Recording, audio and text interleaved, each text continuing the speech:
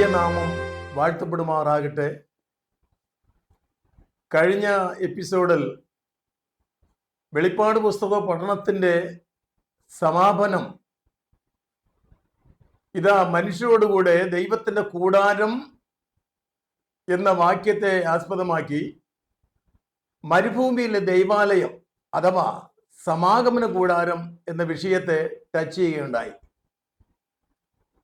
അത് ഏകദേശം 15 വർഷം പഴക്കമുള്ള ഒരു വീഡിയോ ആണ് കഴിഞ്ഞ എപ്പിസോഡിൽ ഇട്ടത്. അതിൻ്റെ തുടർമാനമായി പല കാര്യങ്ങൾ ചെറിയ ചെറിയ എപ്പിസോഡിൽ തുടരുവാനായി ദൈവകൃപയിൽ ശരണപ്പെടുന്നു. ദൈവമായ കർത്താവ് നമ്മെ സഹായിക്കുമാറാകട്ടെ. പ്രാരംഭമായി ഒരു വാക്യം വായിച്ചുകൊണ്ട് നമുക്ക് വിഷയത്തിലേക്ക് പ്രവേശിക്കാം.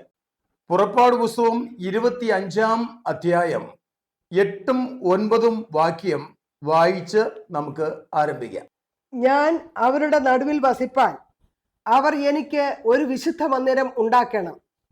തിരുനിവാസവും അതിൻ്റെ ഉപകരണങ്ങളും ഞാൻ കാണിക്കുന്ന മാതൃക പ്രകാരമൊക്കെയും തന്നെ ഉണ്ടാക്കണം. ആ വാക്യം ഈ സ്ക്രീനിൽ കൂടെ നിങ്ങൾ കാണുകയും ചെയ്യുന്നുണ്ട്. എന്നാൽ തുടർന്നുള്ള പഠനത്തിന് വിഷയം ഗ്രഹിക്കുവാനും അത് എളുപ്പമായി തീരുവാനും വിശുദ്ധ ബൈബിൾ തുറന്ന് ഈ വാക്യങ്ങൾ നിങ്ങൾ കൂടെ നോക്കി വായിച്ച് ഗ്രഹിക്കണം എന്ന് ഞാൻ ദൈവനാമത്തിൽ ഓർപ്പിക്കുന്നു. പുറപ്പാട് പുസ്തകം 25-ാമത്തെ അധ്യായം 1 മുതൽ ചില വാക്യങ്ങൾ കൂടെ ഇവിടെ വായിക്കുക. യഹോവ മോശയോട് കൽപ്പിച്ചത് എന്തെന്നാൽ, എനിക്ക് വഴിപാട് കൊണ്ടുവരുവാൻ ഇസ്രായേൽ മക്കളോട് പറക. നല്ല മനസ്സോടെ തരുന്ന ഏവരോടും നിങ്ങൾ എനിക്ക് വേണ്ടി വഴിപാട് വാങ്ങണം. അവരോട് വാങ്ങേണ്ടിരുന്ന വഴിപാടോ പൊന്ന്, വെള്ളി, താമ്രം, നീലനൂൽ, ധൂമ്രനൂൽ, ചുവപ്പുനൂൽ, പഞ്ഞിനൂൽ, കോലാട്ട് രോമം, ചുവപ്പിച്ച ആട്ടുകൊറ്റൻ തോൽ, തഹശുത്തോൽ, ഖദിരമരം, വിളക്കിനെണ്ണ, അഭിഷേക തൈലത്തിനും പരിമള ധൂപത്തിനും സുഗന്ധവർഗം, ഏഫോദിനും മാർപ്പതക്കത്തിനും പതിപ്പാൻ ഗോമേതക കല്ല്, രത്നങ്ങൾ എന്നിവ തന്നെ. മിസ്രൈമിൽ അഥവാ ഈജിപ്തിൽ നൂറ്റാണ്ടുകളായി അടിമത്തത്തിലായിരുന്ന എബ്രായ ജനം അഥവാ ഇസ്രായേൽ ജനം ദൈവത്തിൻ്റെ പദ്ധതി പ്രകാരം 10 ബാധകൾക്ക് ശേഷം അവർ സ്വതന്ത്രരായി അവിടുന്ന് യാത്ര പുറപ്പെടുകയാണ്. അങ്ങനെ ഈജിപ്തിൽ നിന്നും വാഗ്ദത്ത കനാനിലേക്ക് മോശയുടെ നേതൃത്വത്തിൽ ദൈവം ഇസ്രായേൽ ജനത്തെ യാത്ര ചെയ്യിക്കുമ്പോൾ അവർക്ക് 40 വർഷം മരുഭൂമിയിൽ കൂടെ യാത്ര ചെയ്യേണ്ടതായി വന്നു. സീനായി കൊടുമുടിയുടെ അടിവാരം വലിയ മരുഭൂമിയാണ്. അത് കിലോമീറ്ററുകൾ കഴിയുമ്പോൾ പല സ്ഥലങ്ങൾ പല പേരിലെ മരുഭൂമിയായിട്ട് അറിയപ്പെടും.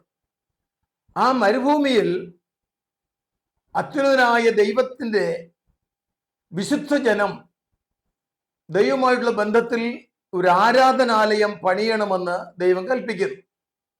അങ്ങനെ മോശയെ സീനായി കൊടുമുടിയുടെ മുകൾ ഭാഗത്ത് തൻ്റെ അടുക്കൽ ഇരുത്തുകയും ഒരു സ്നേഹിതനോടെന്ന പോലെ മുഖാമുഖമായി മോശയോട് സംസാരിക്കുകയും ചെയ്തു. അടുത്തതായി പറയുന്നത്, സ്വർഗത്തിൽ അസൽ ആലയം അവിടെയുണ്ട്.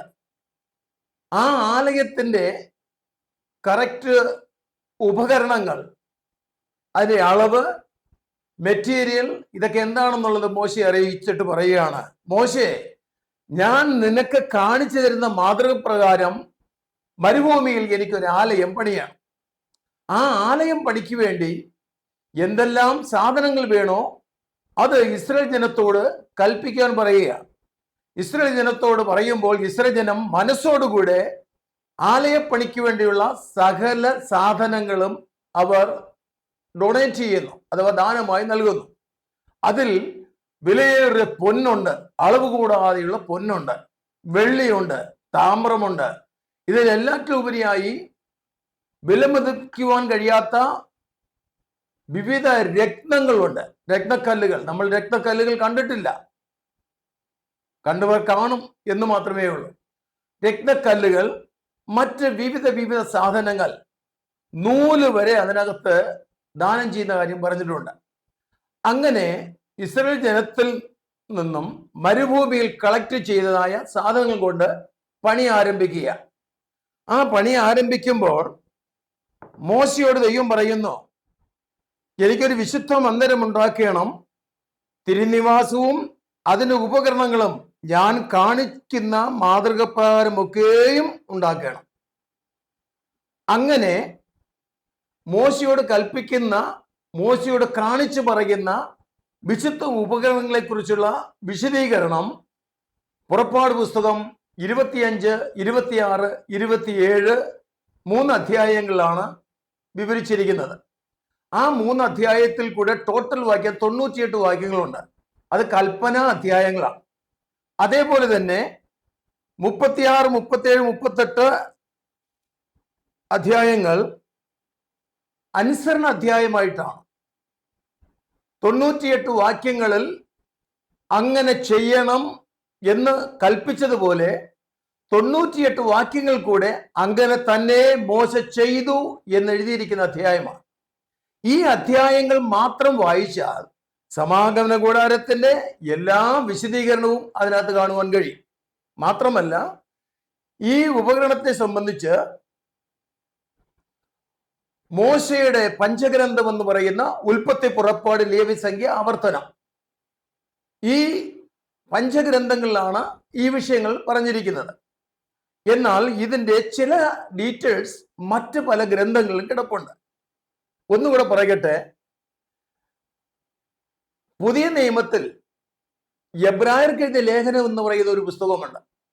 ആ എബ്രായർക്കെഴുതിയ ലേഖനം 1-ാം അധ്യായം മുതൽ അവസാന അധ്യായം വരെയും അതിപ്രധാനമായി വിവരിച്ചിരിക്കുന്ന വിഷയം സമാഗമന കൂടാരം എന്ന വിഷയത്തെക്കുറിച്ചാണ്.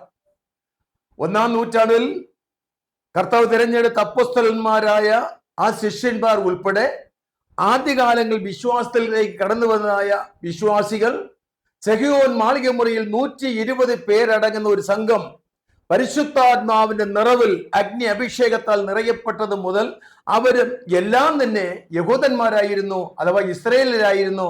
ഒന്നുകൂടെ എടുത്തു പറഞ്ഞാൽ അബ്രഹാമിന്റെ സന്തതികൾ അഥവാ എബ്രായരായിരുന്നു. എബ്രായരോട് ആദ്യ കാലഘട്ടങ്ങളിൽ മരുഭൂമിയിൽ ആരാധിച്ച യാഗങ്ങളെക്കുറിച്ചും മറ്റും പ്രമാണങ്ങൾ നിഴലായി നിങ്ങൾ ആരാധിച്ചു പോന്ന കാര്യം യേശുക്രിസ്തുവിൽ അത് പൊരുളായി നിവൃത്തിയായി. യേശുക്രിസ്തു സാക്ഷാൽ രക്ഷകനാണ്, യേശുക്രിസ്തു കർത്താവാണ്, യേശുക്രിസ്തു മഹാപുരോഹിതനാണ്, യേശുക്രിസ്തു വല്ലാതെ മറ്റൊരു രക്ഷകനില്ല എന്നത് തെളിയിക്കുന്ന, ഉറപ്പിക്കുന്ന ഒരു പുസ്തകമാണ് എബ്രായർക്ക് എഴുതിയ ലേഖനം. ഓക്കെ, അത് വീണ്ടും വെളിപ്പാട് പുസ്തകം സമാപന അധ്യായത്തിൽ വരെയും ഈ കൂടാരത്തെ കുറിച്ച് പറഞ്ഞിട്ടുണ്ട്. അടുത്തതായി നമുക്ക് ഈ സമാഗമന കൂടാരത്തിന്റെ പണിയുടെ ആരംഭത്തിലേക്ക് വരികയാണ്. ഓക്കെ, ഞാൻ നിന്നെ കാണിപ്പാനിരിക്കുന്ന മാതൃക പ്രകാരം തന്നെ ഉണ്ടാക്കണമെന്ന് പറഞ്ഞിട്ട് മരുഭൂമിയിലെ ദൈവാലയം അഥവാ സഞ്ചരിക്കുന്ന ദൈവാലയം എന്നൊക്കെ പറയുന്നുണ്ട്, ദൈവത്തിന്റെ വിശുദ്ധ മന്ദിരം എന്ന് പറയുന്നുണ്ട്. ദൈവവും മനുഷ്യനുമായി ഒന്നായി സന്ധിക്കുന്ന ഒരു സ്ഥലമാണ് മരുഭൂമിയിലെ ദൈവാലയം. അതിലെ ഉപകരണങ്ങളിൽ ഒന്നാമത് ഉണ്ടാക്കുവാനായി യഹോവ മോശയോട് അരുളി ചെയ്യുന്നത് കതിരമരം കൊണ്ട് ഒരു പെട്ടകം ഉണ്ടാക്കണം. 10-ാമത്തെ വാക്യമാണ്, 25-ാം അധ്യായത്തിന്റെ 10-ാമത്തെ വാക്യം. കതിരമരം കൊണ്ട് ഒരു പെട്ടകം ഉണ്ടാക്കണം. അതിന് 2.5 മുഴം നീളവും 1.5 മുഴം വീതിയും 1.5 മുഴം ഉയരവും വേണം. അത് മുഴുവനും തങ്കം കൊണ്ട് പൊതിയണം, അകത്തും പുറത്തും പൊതിയണം. അതിൻ്റെ മേൽ ചുറ്റും പൊന്നുകൊണ്ടുള്ള ഒരു വക്കും ഉണ്ടാക്കണം എന്നിങ്ങനെ അതിന്റെ വിശദീകരണം താഴോട്ടുള്ള വാക്യങ്ങളിൽ വീണ്ടും വിവരിച്ചിരിക്കുകയാണ്. ഓക്കെ, നമുക്കതിൻ്റെ ആദ്യത്തെ ഭാഗം അഥവാ ആദ്യത്തെ വാക്ക് തന്നെ എടുക്കാം. കതിരമരം കൊണ്ട് ഒരു പെട്ടകം ഉണ്ടാക്കണം. ഇന്നേക്ക് 3500 വർഷങ്ങൾക്ക് മുമ്പ് സീനായി താഴ്വരയിൽ ദൈവത്താൽ മോശ സ്ഥാപിച്ച കൂടാരമാണ് സമാഗമന കൂടാരം. അത് സ്വർഗീയമായതിൻ്റെ ദൃഷ്ടാന്തമാണ്. ഓക്കെ, നമ്മൾ വായിച്ച വാക്യത്തിന്റെ ആദ്യ പദം എങ്ങനെയാണ് ആരംഭിക്കുന്നത്? കതിരമരം കൊണ്ട് ഒരു പെട്ടകം ഉണ്ടാക്കണം. ദൈവജനത്തോട് ബന്ധപ്പെടുത്തി ബൈബിളിൽ അനേക വൃക്ഷങ്ങളെ കുറിച്ച് പറയുന്നുണ്ട്. ചന്ദന വൃക്ഷത്തെക്കുറിച്ച് പറയുന്നു, അത്തിവൃക്ഷത്തെക്കുറിച്ച് പറയുന്നു. സ്വർഗം ദൈവത്തിന്റെ സിംഹാസനവും ഭൂമി ദൈവത്തിന്റെ പാദപീഠമാണ്. പാദപീഠത്തിൽ അഥവാ ഈ ഭൂപരപ്പിൽ ദൈവം മനോഹരമായി എല്ലാം സൃഷ്ടിച്ചിട്ടുണ്ട്. സുഗന്ധം വീശുന്ന ചന്ദനവൃക്ഷം, ദേവദാരു, ഒലിവ്, അത്തി, ഇങ്ങനെ ധാരാളം വൃക്ഷങ്ങൾ ശ്രേഷ്ഠകരമായ നിലയിൽ പ്രശംസിച്ചുകൊണ്ട് ദൈവജനവുമായി കമ്പയർ ചെയ്ത് പറഞ്ഞിട്ടുമുണ്ട്. എന്നാൽ കതിരമരം എന്ന ഒരു മരത്തെക്കുറിച്ച് പ്രത്യേകിച്ച് പ്രശംസനീയമായ ഒരിടത്തും തന്നെയും പറഞ്ഞിട്ടില്ല. കതിരമരത്തെക്കുറിച്ച് വേണ്ടതായ അറിവ് ആളുകൾക്കില്ലതാനും. ഞാൻ ഇപ്പോൾ തിരുവചന വെളിച്ചത്തിൽ വിശുദ്ധ മന്ദിരം പണിയുവാനായി ആരംഭിക്കുമ്പോൾ ബൈബിളിൽ ആദ്യം പറഞ്ഞിരിക്കുന്നത് നിയമപ്പെട്ടകം അഥവാ കൃപാസനം പണിയതിനെ കുറിച്ചാണ്. ആ പണിയെ കുറിച്ച് പറഞ്ഞിരിക്കുന്നതിൽ കതിരമരം കൊണ്ട് ഒരു പെട്ടകം ഉണ്ടാക്കണം. അപ്പോൾ അല്പസമയത്തെ എൻ്റെ വിഷയം കതിരമരമാണ്. കതിരമരം നിങ്ങൾ കണ്ടിട്ടുണ്ടോ? കതിരമരം എങ്ങനെ ഇരിക്കും? അതെ, അറിയാവുന്ന പ്രിയപ്പെട്ടവർ ഉണ്ട്. നോർത്ത് ഇന്ത്യയുടെ പല സ്റ്റേറ്റുകളിലും മരുഭൂമി പോലെ കിടക്കുന്ന സ്ഥലങ്ങളിൽ ഒക്കെ കതിരമരം കാണാൻ കഴിയും. വിവിധ ഇനത്തിൽപ്പെട്ട കതിരമരങ്ങളുണ്ട്. ഞാനത് ചില പടങ്ങൾ ഇവിടെ കാണിക്കുക. ഒരു ആളിൻ്റെ തുടവണ്ണം മാത്രമുള്ള കതിരമരമാണ് നോർത്ത് ഇന്ത്യയിൽ എവിടെ പോയാലും വലിയ കതിരമരമായിട്ട് കാണുന്നത്. നിറച്ച് മുള്ളുകൾ ഉള്ളതാണ്. എന്നാൽ മിഡിൽ ഈസ്റ്റ്, ഇസ്രയേൽ കേന്ദ്രീകരിച്ച് ചുറ്റുമുള്ള രാജ്യങ്ങളിൽ പലയിടത്തും കതിരമരങ്ങളുണ്ട്. അവിടുത്തെ കതിരമരം എന്ന് പറയുന്നത് ഇപ്പോൾ ഇതാ നിങ്ങൾ ഈ കാണുന്ന കതിരമരമാണ്. ഇതിൽ വിഷ അംശമുള്ള വളരെ ഭയം തോന്നിക്കുന്ന ബലവത്തായ മുള്ളുകൾ നിറഞ്ഞതാണ്. മുള്ളുകൾ അതിൻ്റെ ചുവട് മുതൽ തടിയിലും അതിൽ നിന്ന് പൊട്ടിപ്പുറത്ത് വരുന്ന ഓരോ ശാഖകളിലും അതിൽ നിന്നുണ്ടാകുന്ന ഇലയുടെ തണ്ടുകളിലും പൂക്കളുടെ ഞെട്ടുകളിലും എല്ലാം ചെറുതും വലുതായ മുള്ളുകൾ നിറഞ്ഞിരിക്കും. ദൈവം പറയുന്നു, എൻ്റെ വിശുദ്ധ ആലയം പണിയുവാൻ ചന്ദനവൃക്ഷമല്ല, ഒലിവ് വൃക്ഷമല്ല, ദേവദാരുവല്ല, കതിരമരം കൊണ്ട് തന്നെ ആലയം പണിയാണ്. ആ കതിരമരം ഇപ്പോൾ നിങ്ങൾ ഈ കാണുന്ന ഷേപ്പാണ്. നോക്കൂ, വളരെ ബലമുള്ള വലിപ്പമുള്ള ഒരു വൃക്ഷത്തിൻ്റെ അല്പഭാഗമാണ് ഈ കാണിക്കുന്നത്. ഇതിലെ മുള്ളുകൾ കണ്ടാൽ ഒരു മനുഷ്യ ശരീരത്തിന്റെ ഏതെങ്കിലും ഭാഗങ്ങളിൽ ഇത് തറച്ചു കയറിയാൽ അത് വളരെ മാരകമായ മുറിവുണ്ടാക്കുകയും ആ മുള്ളു കൊണ്ട ഭാഗത്ത് സെപ്റ്റിക് ആകുകയും ചെയ്യും. എവിടെയും മുള്ള, എവിടെ തൊട്ടാലും മുള്ള. ദൈവം പറയുന്നു, ഈ കതിരമരം കൊണ്ട് എനിക്ക് ആലയം പണിയണം. ഒരു വ്യത്യാസവുമില്ല. സകല മനുഷ്യരും പാപം ചെയ്ത് ദൈവ തേജസ് ഇല്ലാത്തവരായി ഈ ലോകത്തിൽ ആർക്കും വേണ്ടാത്ത അഴുക്കായി മനുഷ്യൻ വെറുക്കപ്പെട്ട അവസ്ഥയിലായിരിക്കുമ്പോൾ കർത്താവായ യേശു സ്വർഗത്തിൽ നിന്ന് ഭൂമിയിലേക്ക് മാനവരാശിയുടെ രക്ഷകനായി വെളിപ്പെട്ടിട്ട് പറഞ്ഞത് എന്താണെന്ന് അറിയാമോ? ഞാൻ നീതിമാന്മാരെയല്ല പാപികളെ അത്രേ വിളിക്കുവാൻ വന്നത്. അങ്ങനെ പാപികളുടെ മാനസാന്തരത്തോടുകൂടെ ദൈവസേനയിൽ അവരെ ആകർഷിക്കുന്ന ഒരു ഘടകമാണ് കർത്താവ് നമുക്ക് കാഴ്ചവെച്ചത്. ഈ കതിരമരം ഇസ്രയേലിന്റെ കേന്ദ്രഭാഗമാകുന്ന ഒലൂമലയുടെ താഴ്വരയിൽ ഗദസമന തോട്ടമുണ്ട്. ആ ഗദസമന തോട്ടത്തിൽ ഒരു വശത്തും ചില ഭാഗങ്ങളൊക്കെ ഈ സെയിം കതിരമരം അവിടെ നിൽപ്പുണ്ട്. പക്ഷേ വളരെ വലിപ്പമുള്ള വൃക്ഷങ്ങളായിട്ടല്ല, ഏകദേശം ഒരു തെങ്ങിന്റെ തടിയുടെ അത്രയും വണ്ണത്തിൽ വലിപ്പമായി നിൽക്കുന്ന വൃക്ഷങ്ങൾ ഇവിടെ കാണാൻ കഴിയും. അതിൻ്റെ ചെറിയ ശാഖകൾ പുറത്തേക്ക് വരുമ്പോൾ നിങ്ങൾ ഇവിടെ ഈ കാണുന്നത് പോലെ ചെറിയ വള്ളികളായിട്ടാണ് വരുന്നത്. അതിൽ നിറയെ മുള്ളുകൾ കാണും. ഒരു തണ്ട് റിങ്ങായിട്ട് വളച്ചെടുത്താൽ ഇതുപോലെ ഒരു കിരീടമുണ്ടാക്കാൻ കഴിയും. യേശുവിൻ്റെ തലയിൽ പടയാളികൾ ഈ മുൾവൃക്ഷത്തിന് ശാഖ മുറിച്ചെടുത്ത് അതിനെ വളച്ച് റിങ്ങാക്കി കൂർത്തുമൂർത്ത ഭയാനകരമായി മുള്ള് ഉള്ള ഈ കിരീടത്തെ യേശുവിന് തലയിൽ വെച്ച് കോലുകൊണ്ട് പടയാളികൾ അടിച്ചിറക്കുകയായിരുന്നു. ഇത് മനുഷ്യന്റെ ഭയങ്കരമായ പാപ സ്വഭാവത്തെയാണ് കാണിക്കുന്നത് കതിരമരം.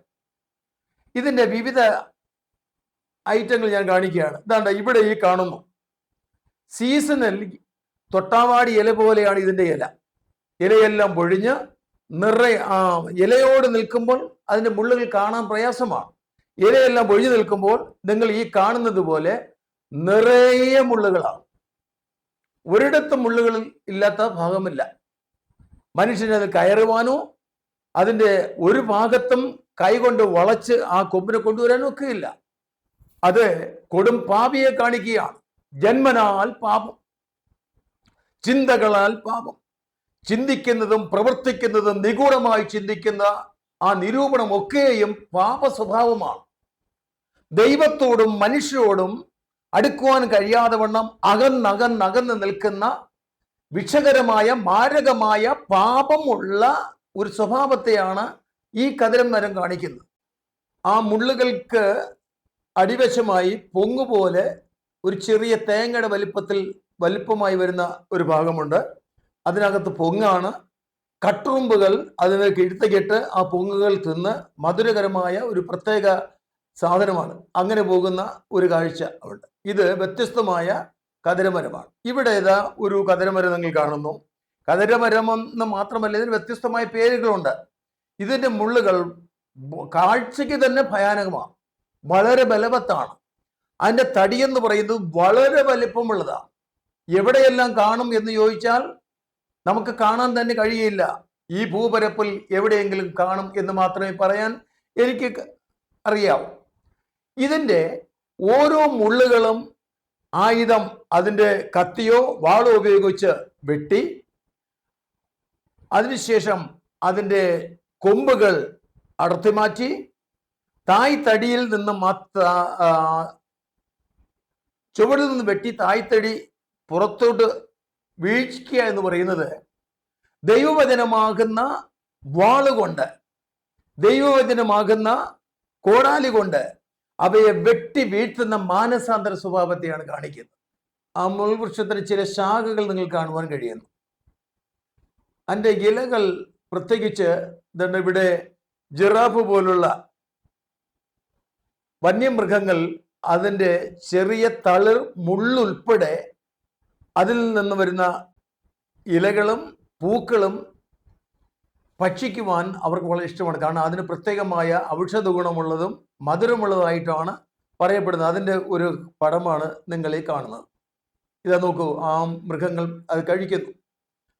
അടുത്തതായി ഈ കദരമരത്തിൽ നിന്നും സീസണിൽ നിറയെ പൂക്കളുണ്ടാകും. ആ പൂക്കളിൽ നിറയെ തേനാണ്. ലോകത്തിൽ മറ്റു ഒരു വൃക്ഷത്തിൽ നിന്നും ചെടികളിൽ നിന്നും ലഭ്യമല്ലാത്തതായ ഔഷധ ഗുണമുള്ള തേനാണ് ഈ പൂക്കളിൽ നിന്നും സംഭരിക്കുന്നത്. ആ തേനിൻ്റെ വിലയും വളരെ വില കൂടുതലാണ്. അടുത്തതായി നിങ്ങൾ നോക്കൂ, അതിൻ്റെ തടി, ഒറിജിനൽ തടിയിൽ നിന്നും അതിൻ്റെ പുറത്തുള്ള തോടുകൾ പൊട്ടി തേനിറ്റിട്ട് വീഴുന്ന കാഴ്ചയാണ് ഈ കാണുന്നത്. അപ്പോൾ ഈ കതിരമര തടിയിൽ നിന്നും തേന് ലഭിക്കുന്നു. വളരെ ഔഷധ ഗുണമുള്ള തേനാണ്. അത് വളരെ വലിപ്പമുള്ളതാണ്. ഒരു കാര്യം ഓർക്കുക, കതിരമരം പാപിയെ കാണിക്കുന്നു, അതിൻ്റെ മുള്ളുകൾ പാപത്തെ കാണിക്കുന്നു എങ്കിൽ ദൈവം എന്തിനെ തിരഞ്ഞെടുത്തു? വലിപ്പമേറിയ വിശാലമായ തടിയുള്ള ഈ വൃക്ഷം ഒരുപക്ഷെ ഒരു വൃക്ഷം തന്നെ മതിയാകും ഒരു ആലയം പണിയാൻ. അതിന്റെ പാപ സ്വഭാവങ്ങളെയെല്ലാം വചനമാകുന്ന വാളുകൊണ്ട് വെട്ടി എല്ലാം മിനുസപ്പെടുത്തി അതിനെ കൃത്യ അളവിൽ മുറിച്ച് അതിനെ കീറി അതിനെ പലകളാക്കി അതിനെ തൂണുകളാക്കി അതിനെ ചിന്തയിൽ കൊണ്ട് മിനുക്കി അത് ഭംഗിയാക്കി കഴിഞ്ഞാൽ അതിൻ്റെ പുറത്ത് പൊൻതകട് പൊതിഞ്ഞാണ് ആലയത്തിൽ ഉപകരണങ്ങളാക്കി ഉപയോഗിച്ചത്.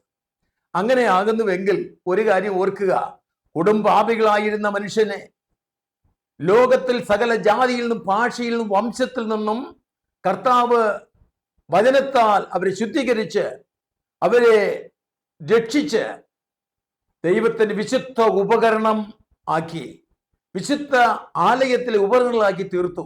അത് വളരെ വളരെ വളരെ ദൈവത്തിന്റെ കരുതലാണ്. പാപികളെ രക്ഷിക്കുന്ന ദൈവത്തിന്റെ പദ്ധതിയാണ്. സ്തോത്രം. അപ്പോൾ ഈ കാണുന്ന കതിരമരത്തിന്റെ മുള്ളുകൾ പാപിയായ മനുഷ്യന്റെ പാപ സ്വഭാവങ്ങളെ കാണിക്കുന്നുവെങ്കിൽ ആ വ്യക്തിയുടെ മാനസാന്തരത്തെ കുറിച്ച് ഒരു പാട്ടിന്റെ ചില വരികൾ ഓർമ്മ വരുന്നു. ഒന്നു കൊണ്ടുമൻ ചാരേ വന്നിടും നരരേ ഞാൻ, ഒന്നു കൊണ്ടുമൻ ചാരേ വന്നിടും നരരേ ഞാൻ, നിന്നിച്ച് ത്യജിക്കയില്ലെന്നു ചൊന്നോരു, നിന്നിച്ചു ത്യജിക്കയില്ലെന്നു ചൊന്നോരു, യേശുവിൻ അരികിൽ വാ പാപി, നിന്നെ നോക്കിയും കൊണ്ട് കണ്ണുനീർ ചൊരിയുന്നു, നിന്നെ നോക്കിയും കൊണ്ട് കണ്ണുനീർ ചൊരിയുന്നു, പിന്നെ എന്നും നീ ചിത്തേ ചിന്തിച്ചിടാതെ, പിന്നെ എന്നും നീ ചിത്തേ ചിന്തിച്ചിടാതെ, യേശുവിൻ അരികിൽ വാ പാപി. നമ്മൾ ഇപ്പോൾ പഠന വിഷയമായി എടുത്തിരിക്കുന്ന ഒരു വാക്ക് കതിരമരം എന്ന വാക്കാണ്. വിശുദ്ധ ആലയത്തിന്റെ എല്ലാ ഉപകരണങ്ങളും എന്ന് പറയുമ്പോൾ ചില ഉപകരണങ്ങൾ ഒഴികെ മറ്റെല്ലാ ഉപകരണങ്ങൾക്കും പ്രധാനമായി ഉപയോഗിച്ചിട്ടുള്ളത് കതിരമരത്തിന്റെ പല ഭാഗങ്ങളാണ്. ഈ പലക ഇപ്പോൾ ഈ കാണുന്ന ആ ചിത്രം പോലെ വിശുദ്ധ സ്ഥലവും അതിപരിശുദ്ധ സ്ഥലവും അതിന് പ്രത്യേകമായ അളവുണ്ട്. 20 മുഴം നീളത്തിലും 10 മുഴം വീതിയിലും വിശുദ്ധ സ്ഥലവും 10 മുഴം സ്ക്വയറായി അതിവിശുദ്ധ സ്ഥലവുമുണ്ട്. അതിന് ചുറ്റും അതിലായി, ഒന്നുകൂടെ പറഞ്ഞാൽ ഭിത്തിയായി അവിടെ പടുതിരിക്കുന്നത് കതിരമര പലക കൊണ്ടാണ്. ശ്രദ്ധിക്കുക, കതിരമര പലക ഇവിടെ 10 മുഴം ഉയരമെന്ന് പറയുമ്പോൾ 15 അടി ഉയരമാണ്. 15 അടി ഉയരത്തിൽ ഏകദേശം ഒരു ഡോറിന്റെ അത്ര വീതിയിൽ കുത്തി നിർത്തിയിരിക്കുന്ന പലക. അങ്ങനെയാണെങ്കിൽ അത്രയും വലിപ്പമുള്ള പലക കിട്ടണമെങ്കിൽ കതിരമരം അത്ര വലിപ്പമേറിയ മരങ്ങളുണ്ട്. അവയെ ചിന്തയിൽ കൊണ്ട് അതിന്റെ പണിക്കാർ നല്ലതുപോലെ അത് മിനുസപ്പെടുത്തും. എത്ര മിനുസപ്പെടുത്തിയാലും മിനുസം വരാത്ത ആരുകൾ നിറഞ്ഞ കടുപ്പമേറിയ ഒരു വൃക്ഷം കൂടെയാണ് കതിരമരം. എത്ര മിനുസപ്പെടുത്തിയാലും അത് പരിപരിപ്പാണ്. അതുകൊണ്ട് യഹോവ ദൈവം മോശയോട് പറഞ്ഞു, മോശേ, ഇത് എത്ര മിനുസപ്പെടുത്തിയാൽ മിനുസമാകില്ല, അതുകൊണ്ട് പൊന്നുകൊണ്ട് തകടുണ്ടാക്കുക. ആ തകട് ഈ പലക മൊത്തം പൊതിയുക. എന്താണ് പൊന്ന്? ദൈവവചനത്തെ കാണിക്കുന്നു. പവിത്രമായ ദൈവത്തിന്റെ വചനത്തെ നമുക്ക് വിശുദ്ധ ബൈബിൾ കൂടെ നൽകിയിട്ടുണ്ട്. ഈ വചനത്തെ കൊണ്ട് മാനസാന്തരപ്പെട്ട് രക്ഷയുടെ ഭാഗത്തേക്ക് വന്ന ഏതൊരു വ്യക്തിയും ആ വചനം കൊണ്ട് കവർ ചെയ്യപ്പെടുമ്പോൾ ദൈവത്തിന്റെ ഇഷ്ട മകനായി മകളായി തീരുകയാണ്. അങ്ങനെ വിശുദ്ധ മന്ദിരത്തിന്റെ ആ ഭിത്തി എന്നോണം കൈയോട് കൈ ചേർത്ത് അഥവാ അന്താഴം ചെലുത്തി അതിന്റെ 3 വശവും കവർ ചെയ്യപ്പെട്ടതായ ഭിത്തികളാണ് നിങ്ങൾ ഈ കാണുന്നത്. 48 പലകകളുണ്ട്. ഒരു സഭയുള്ളതെന്ന് പറഞ്ഞാൽ സഭയിലെ 48 വിശ്വാസികൾ എന്ന് പറയാം. അതിന്റെ തെക്ക് വശത്ത് 20 പലക, വടക്ക് വശത്ത് 20 പലക, പടിഞ്ഞാറ് വശത്ത് 8 പലക, എന്നാൽ കിഴക്ക് വശത്ത് അത് തൂണുകൾ മാത്രമാണ്. ഇങ്ങനെ അതിനകത്ത് കയറുമ്പോൾ പൊന്ന് കൊണ്ട് പൊതിയപ്പെട്ട ആ പലക ചുറ്റോട് ചുറ്റും നിർത്തിയിരിക്കുന്നതിൻ്റെ നടുവിൽ വിശുദ്ധ സ്ഥലത്ത് 7 ശിഖരമുള്ള പൊന്നല വിളക്കുണ്ട്. അത് എപ്പോഴും കത്തി അതിന്റെ പ്രകാശം നൽകുന്ന ആ പ്രകാശത്തിന്റെ റിഫ്ലക്ഷൻ കൊണ്ട് ഈ പൊന്നുകളെല്ലാം തിളങ്ങുക, പൊൻപലകൾ തിളങ്ങുക. അത് വിശുദ്ധന്മാരുടെ, ദൈവമക്കളുടെ, ദൈവദാസന്മാരുടെ ദൈവകൃപയെ കാണിക്കുക.